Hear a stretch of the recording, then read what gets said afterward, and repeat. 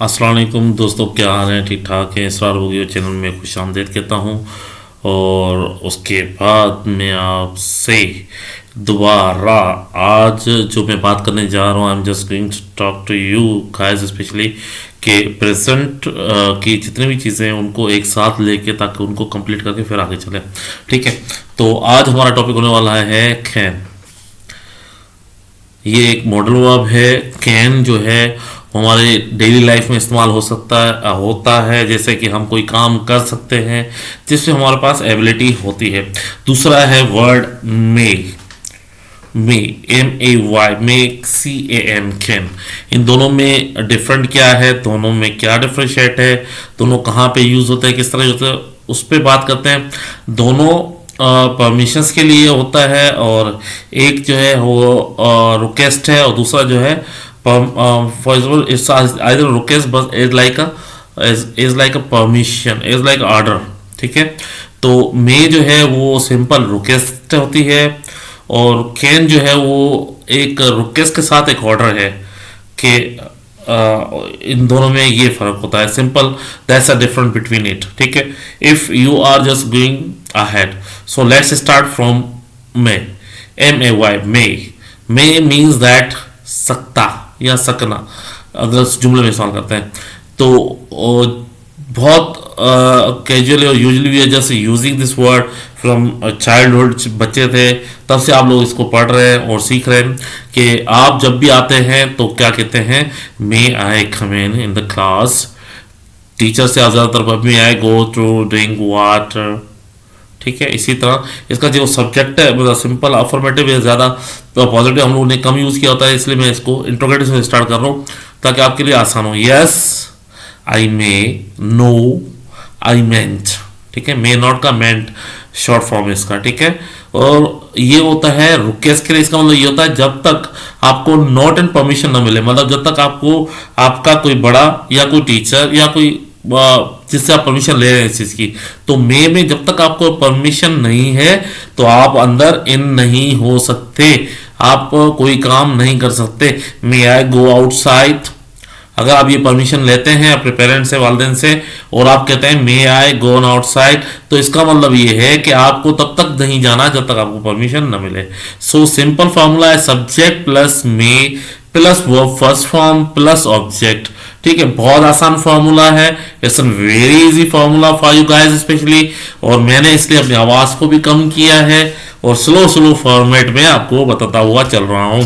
तो सिंपल ये affirmative positive formula है, और नेगेटिव के लिए सिंपल आपने क्या करना है, subject plus may not plus verb first form plus object. अब देखें, simple may not means that a short form of a may not is meant right. क्या कहेंगे, मेंट। इसमें आपके पास सब्जेक्ट्स आपको पता है, I we you they he she it noun. अगर नए हैं तो पिछली क्लासेस की जितनी भी वीडियोस हैं उसको आप देखते हैं ताकि आपको आसान लगे। ठीक है, तो आगे चलते हैं। May mayn't, may not mayn't write a book. मैं किताब नहीं लिखता। It's mean that's 100% sure that I may not write a book. It's mean that I haven't a permission to write a book. ठीक है, तो इसमें तो अब क्लियर हो गए। अब आप इंट्रोगेटिव पे आते हैं। इंट्रोगेटिव में भी सिंपल यही है कि मे आई स्पीक इन इंग्लिश। क्या मैं इंग्लिश बोल सकता हूं? तो आंसर है yes I may speak in English. जी मैं इंग्लिश बोल सकता हूं। No I mayn't speak in English. मैं इंग्लिश नहीं बोल सकता। तो it's just a short answer, yes I may, no I mayn't. Right, ये भी आप छोटा सा आंसर दे सकते हैं। आगे चलते हैं।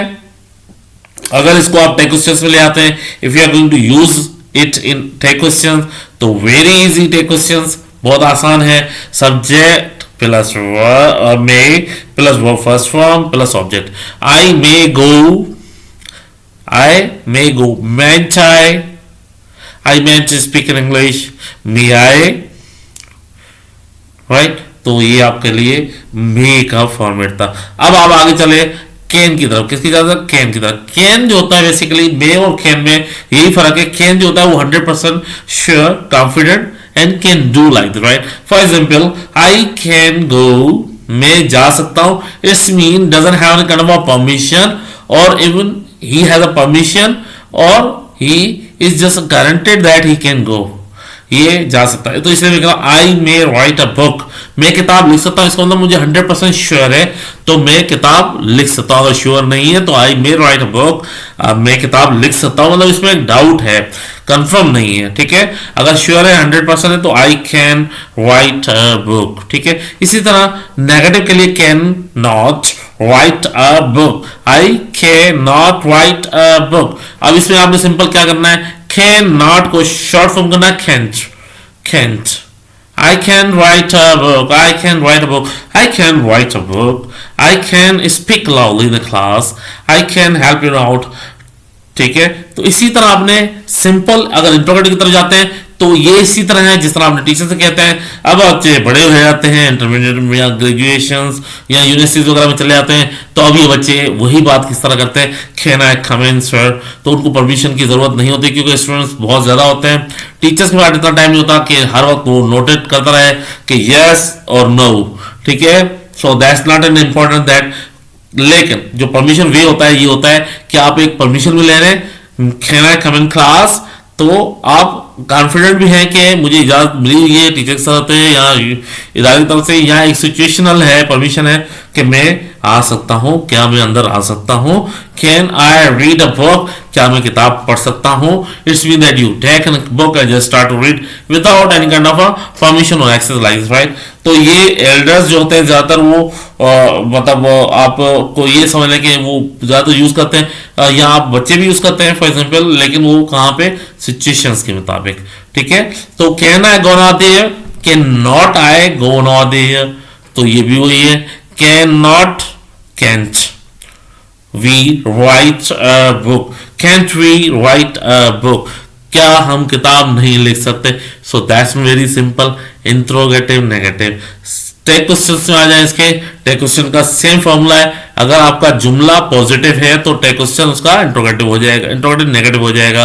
अगर आपका जुमला नेगेटिव है तो आपका उसका टेक क्वेश्चन जो होगा वो सिंपल क्या हो जाएगा, आपका इंट्रोगेटिव हो जाएगा, right. I can write a book, can I मतलब कैंट आई, राइट, इसका आई शॉर्ट फॉर्म लगाना, I we can jump in the water in the river, we can jump in the river, can we, ठीक है। इसी तरह we can speak loudly, can we, ठीक है। इसी तरह आप नेगेटिव की तरफ से, I can go outside, negative में I can go outside, I can go outside, मैं बाहर नहीं जा सकता, तो simple can I can talk to you, can आई।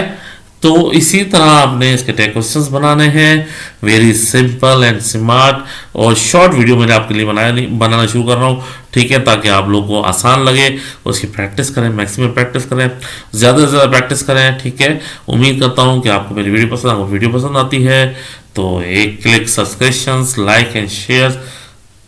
बाकी अल्लाह ताला आप लोगों सबको खुश रखे, सदा बाहर रखे, हमेशा खुश रहें।